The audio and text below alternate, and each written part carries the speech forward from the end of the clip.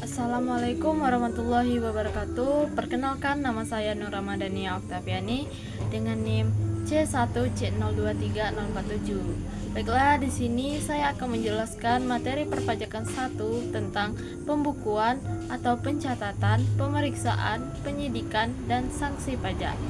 Baiklah, langsung saja kita masuki ke dalam materi. Yang pertama ada pembukuan atau pencatatan.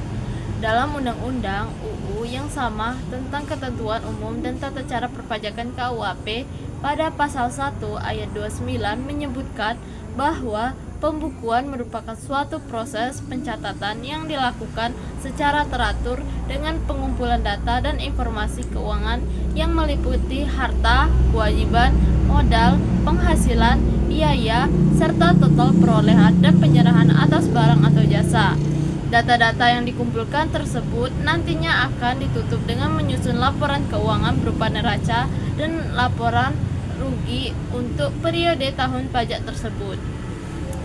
Berdasarkan dengan Undang-Undang UU Nomor 6 Tahun 1983 tentang ketentuan umum dan tata cara perpajakan yang telah mengalami perubahan beberapa kali sampai pada tahun Undang-Undang Nomor 16 Tahun 2009 menyebutkan pada pasal 28 ayat 9 bahwa pencatatan meliputi atas data-data yang dikumpulkan secara teratur dari peredaran, penerimaan, atau penghasilan bruto sebagai dasar untuk menghitung jumlah pajak yang terutang.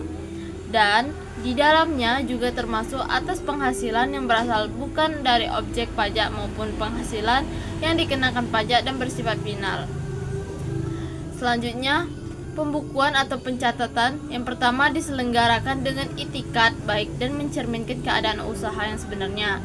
Yang kedua, diselenggarakan di Indonesia dengan menggunakan huruf Latin, angka Arab, angka mata uang rupiah, dan dalam bahasa Indonesia atau asing yang diizinkan Menteri Keuangan.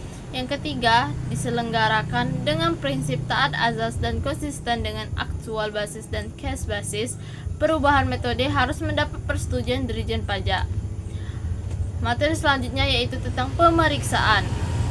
Jadi, pemeriksaan adalah serangkaian kegiatan yang menghimpun dan mengelola data, keterangan, dan atau bukti yang dilaksanakan secara objektif dan profesional berdasarkan suatu standar pemeriksaan untuk menguji kepatuhan pemenuhan kewajiban perpajakan dan atau untuk tujuan lain dalam rangka melaksanakan ketentuan peraturan perundang-undang perpajakan. Direktur Jenderal Pajak berwenang melakukan pemeriksaan dengan tujuan untuk menguji kepatuhan pemenuhan kewajiban perpajakan dan atau untuk tujuan lain dalam rangka melaksanakan ketentuan peraturan perundang-undang perpajakan.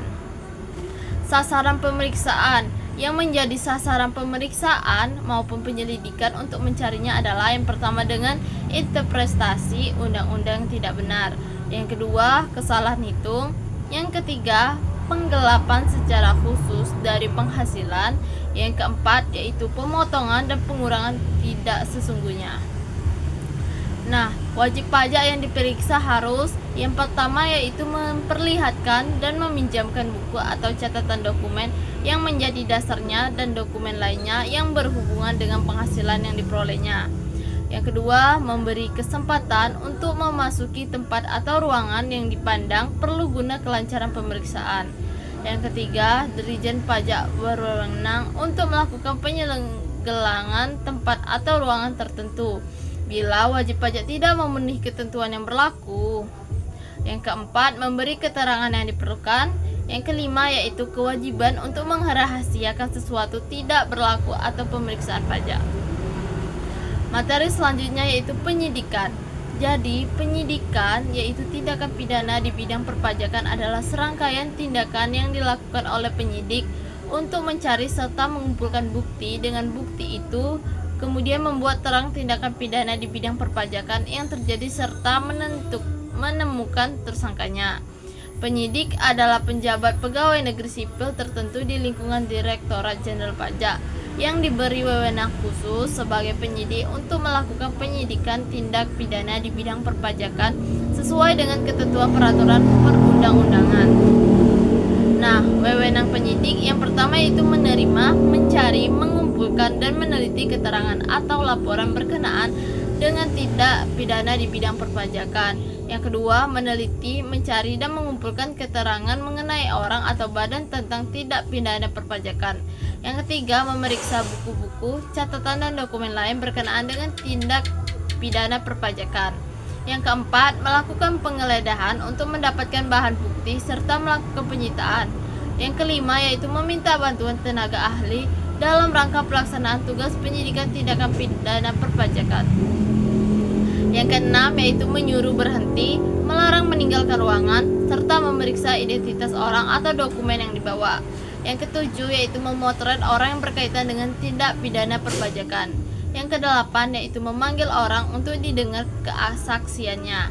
Yang kesembilan, yaitu menghentikan penyidikan. Yang kesepuluh, yaitu melakukan tindakan lain yang dianggap perlu untuk penyidikan. Kemudian, materi sanksi pajak. Jadi pajak merupakan kontribusi wajib kepada negara yang bersifat memaksa. Jika wajib pajak tidak memenuhi kewajiban untuk membayar pajak, maka orang atau badan tersebut akan dikenakan konsekuensi hukum berupa sanksi pajak. Secara garis besar terdapat dua jenis sanksi pajak, yaitu sanksi administrasi dan sanksi pidana, di mana sanksi administrasi terdiri dari sanksi bunga, sanksi denda, dan sanksi kenaikan. Sedangkan sanksi pidana terdiri dari pidana kurungan dan pidana penjara. Yang pertama yaitu sanksi administrasi, yaitu sanksi yang berupa pembayaran kerugian terhadap negara seperti denda, bunga, dan kenaikan. Nah, yang pertama ada sanksi berupa denda, yaitu ditunjukkan kepada pelanggan yang berhubungan dengan kewajiban pelaporan. Besarnya pun bermacam-macam sesuai dengan aturan undang-undang. Yang kedua ada sanksi bunga, yaitu ditujukan kepada wajib pajak yang melakukan pelanggaran terkait kewajiban membayar pajak. Besarnya sudah ditentukan per bulan. Yang ketiga itu sanksi kenaikan, di mana ditujukan kepada wajib pajak yang melakukan pelanggaran terkait dengan kewajiban yang diatur dalam material. Sanksi ini berupa kenaikan jumlah pajak yang harus dibayar. Penyebabnya bisa karena adanya pemalsuan data, seperti minimalkan jumlah pendapatan pada SPT setelah lewat 2 tahun sebelum terbit SKP. Sanksi kenaikan besarnya adalah 50% dari pajak yang kurang dibayar. Yang kedua ada sanksi pidana. Nah, sanksi pidana adalah sanksi yang diberikan berupa hukuman pidana seperti denda pidana, pidana kurungan, dan pidana penjara. Wajib pajak yang dapat dikenakan sanksi pidana bila diketahui dengan sengaja tidak menyampaikan SPT atau menyampaikan SPT tetapi isinya tidak benar. Penyebab lainnya adalah wajib pajak memperlihatkan dokumen palsu serta tidak menyetor pajak yang telah dipotong.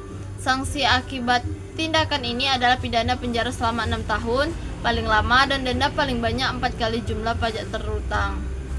Nah, sanksi pidana agar dapat terhindar dari sanksi yang berat, berikut ini ada kiat yang bisa dilakukan. Yang pertama, mengisi SPT dengan jujur dan cermat agar tidak terjadi kesalahan data.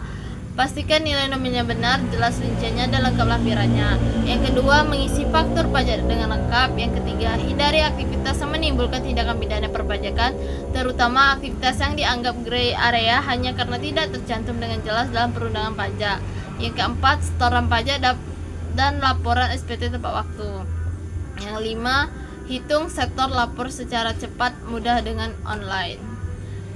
Sekian penjelasan pemaparan materi dari saya, kurang dan lebihnya saya mohon maaf. Saya akhiri dengan wassalamualaikum warahmatullahi wabarakatuh.